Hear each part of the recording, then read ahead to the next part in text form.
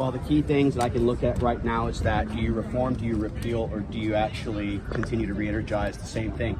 We can't look at the $36+ trillion in debt and say that this was done under just Republican or just Democrat. It was done under both. This unique party alliance where we're going to continue to do the same DC status quo and get a change is a farce. And we have to start calling it out to this. If we don't have an economic growth strategy, then how do we get our GDP to national debt ratio inverted? If we haven't thought about this in the 118th Congress, the question by the American people should be why? And what are we going to do in the 119th Congress? We will be right back here doing the exact same thing. So my whole thing is that whether we stay working all night, whether we're here till 3, 4 a.m., which we were willing to do in 13, 14 series of votes from the Speaker, we need to do our job for the American people. And if we're not, if we can't shut the border down, then I'm in favor of shutting the government down.